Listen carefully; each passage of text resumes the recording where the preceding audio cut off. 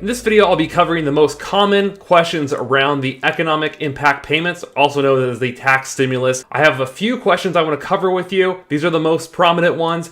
If for some reason I don't answer your questions, feel free to leave your question down in the comment section below, and I will certainly do my best to get back to you. I'll also leave you with resources so you can find this information for yourself and just add my own interpretation on some of this data as a CPA to help you better understand these topics. My name is Mike the CPA. On this channel, I produce videos around finances, investing, and taxes to help people such as yourself build wealth. As always, I appreciate all of you being here. I hope you're having a wonderful day.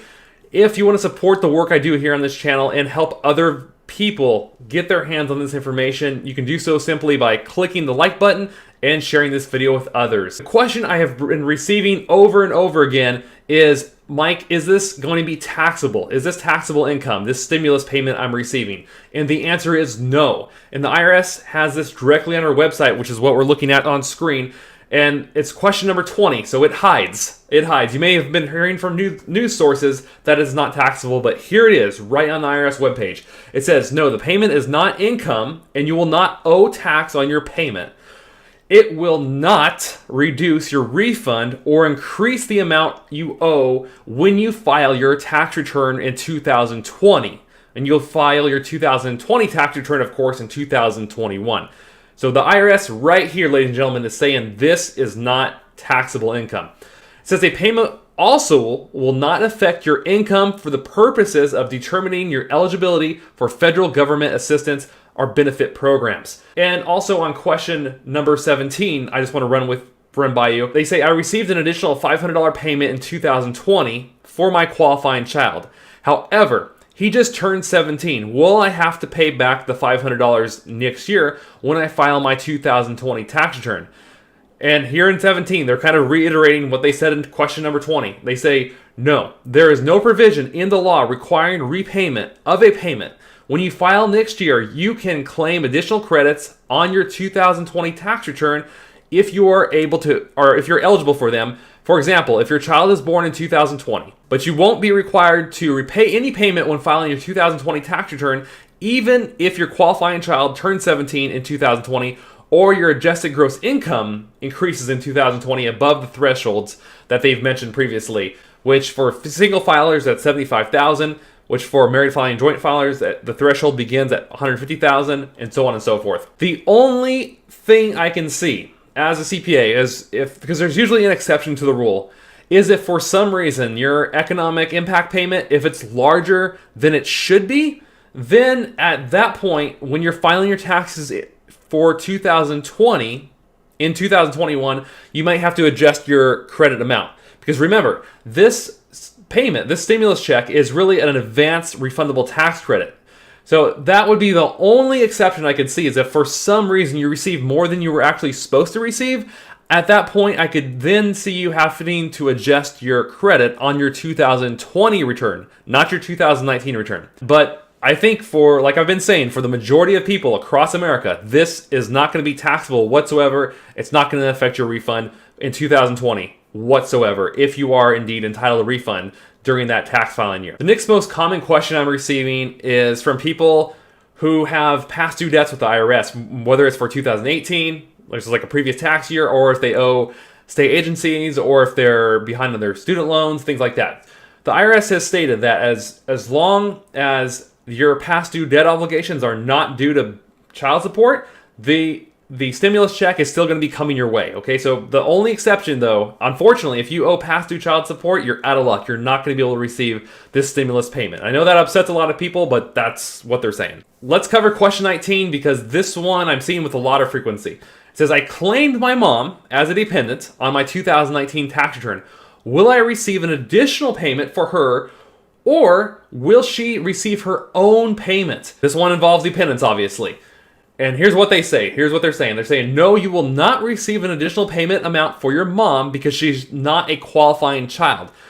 So, right there, what they're saying is, for that extra $500 you may have heard about for qualifying children, if the dependent you're claiming is not a qualifying child, if they were not under the age of 17 at the end of 2019, then even if you claim them as a dependent, somebody who's over the age of 17 or 17 or older, right? you will not get a check for them. You will not be receiving that $500 check. And since you're claiming them as a dependent, in this case it's their mom, the mom will also not receive a check because somebody else is claiming her as a dependent. But don't worry, not all is lost. So if you're somebody who's in your early 20s or late teens, and your parent has claimed you for a dependent at 18, and they've claimed you as a dependent on 19, for those years you will not receive a stimulus check because you're a dependent of theirs. But it doesn't mean that you might not still get a check or a tax credit for this in 2020, so not all is lost. Which means if your parents do not claim you or they cannot claim you in 2020 for that tax year, then you'll receive this stimulus benefit at that point. If they claim you as a dependent in 2020 as well, then you will not, unfortunately, get one of these economic stimulus checks in any shape or form. Just wanted to clarify that. Number 15, what is meant by a valid Social Security number? This one's really important because there's a lot of confusion around this.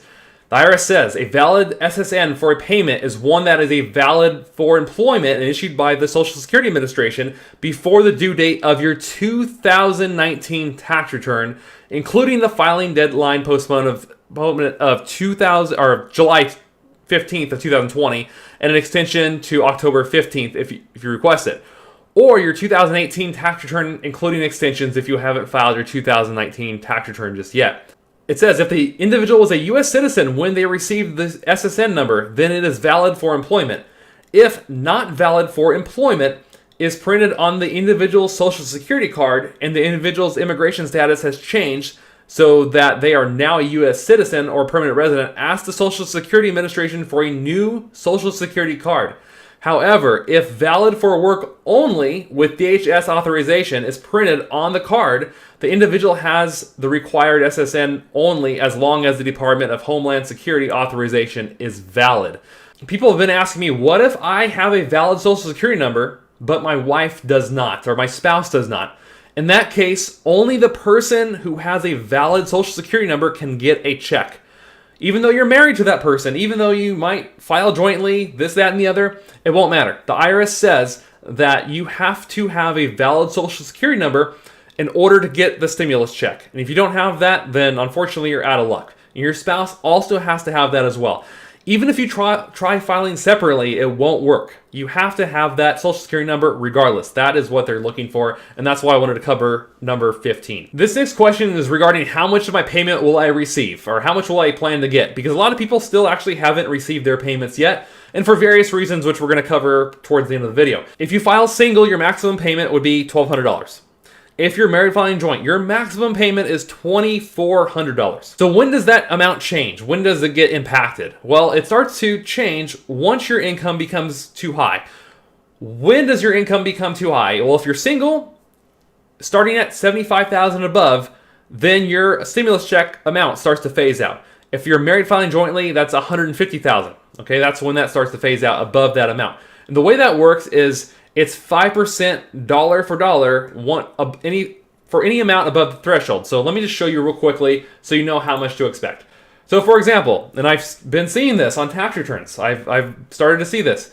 So there's a married couple, for example. If I do their taxes, they made $180,000 in 2019.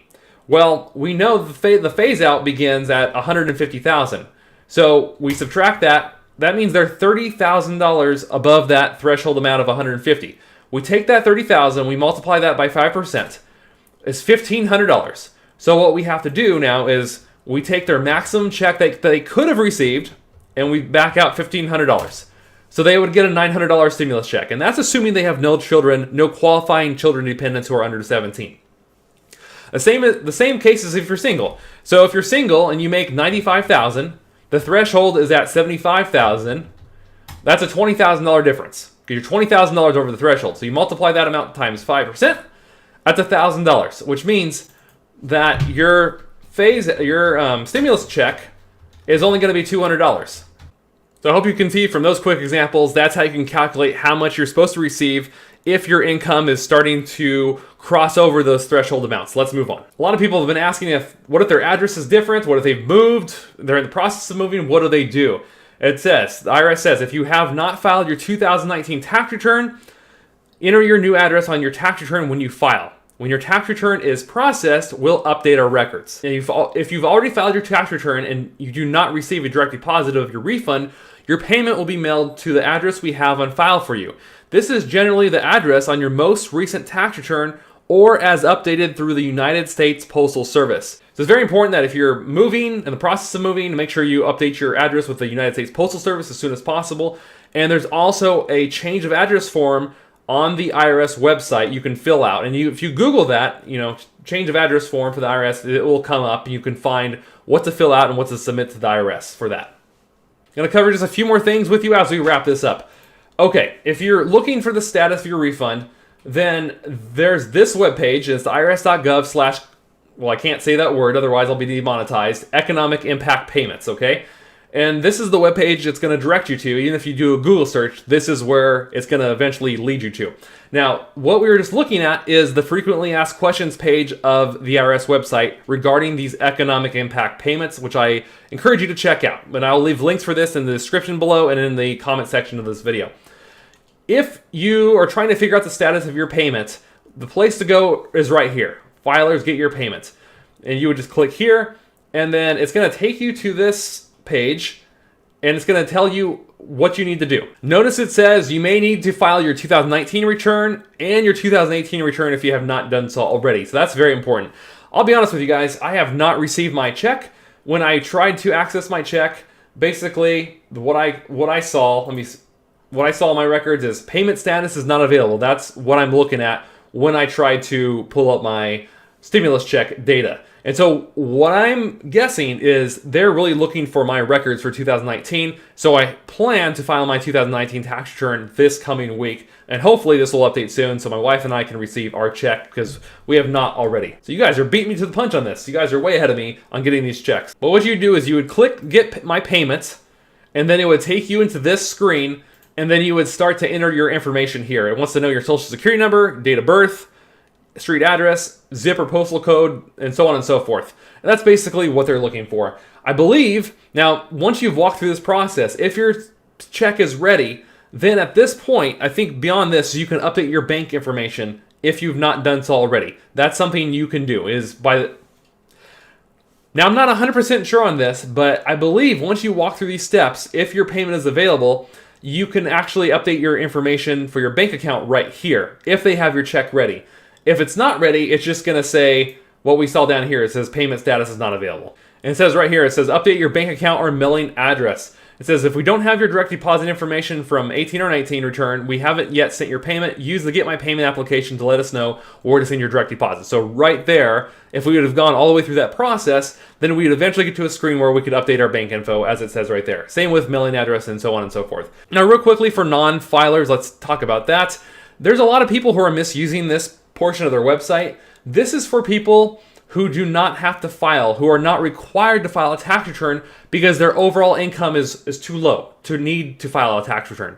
So I just want to clarify that. If you're planning to file, if you need to file a 2019 tax return, 2018 return, you would not go here. The only reason you would use this is if you did not have to file. And they explain that right here if you go through the webpage. But if you click here, it's going to take you here, and it's going to say, who this applies to. But I just want to warn you guys and make sure you understand that if you need to file a 2019 return, then don't go here because it's just going to delay things even further. It's going to confuse the IRS, and it's going to backlog your payment even longer.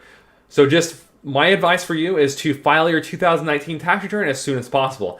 How do you know if you need to file? If you're not sure if you do or not because you're new to taxes are confusing, well, how do we figure that out? Well, let me open, I think I still have it open. I opened a web page earlier, and I think I might have closed it. Oh no, here it is.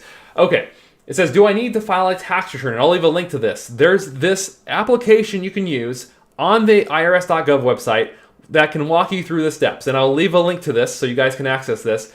At the bottom of the page, you can walk through the steps starting right here. And it will take a look at your income. You can just roughly put what you think your income is, and it'll tell you right away whether or not they think you need to file or you don't. In a nutshell, in case you just want to know real quickly, if you file single, usually your filing requirement starts once your gross income exceeds $12,200, which is the standard deduction amount. If you're married filing joint, your filing requirement starts to kick in once your gross income starts to cross over $24,400, which is your standard deduction if you're married filing joint. That's your typical filing requirement. There are exceptions to that, where if you have investment income, that is an exception where you might need to file even if your income's not that high. So look to that. You can walk through here, or you can Google the 1040 instructions. Google 2019 1040 instructions. You're going to pull up a PDF document, and if you scroll down, there's a few pages in, there's a spot on the instructions that say when you need to file a return and when you don't, based on your age, your income, and all these other factors. That's something I would recommend doing if you're not sure about this. But bottom line, you can, if you don't file a tax return, you can use their portal here through their non-filing portion of their website. That's where you can go. Or you can choose to file a 2019 tax return even though you don't have to. So those are all things you can do to help you get your stimulus money faster. I hope this clarified up a bit of the confusion around these stimulus payments, the taxability of these payments, and so on and so forth. But all the information's right here, and it's directly from the IRS website. I know a lot of you do not trust news sources anymore. I can understand that, but this is directly on the irs.gov website, was where I'm pulling this information and being able to present this to you here. So with that said, I hope you got a lot out of this, guys. I hope that cleared up the confusion. If you do me a favor, if you enjoyed the video, I would hope that you click the like button below to support the channel and the work I do here. Make sure to subscribe for our future videos around finances, investing, and taxes. And please leave your questions and comments below, and I will do my best to get back to you. Till then, have a beautiful day, a beautiful week, and thanks for spending time with me on YouTube. Live life uncaged, and I'll see you all in the next video. Love y'all.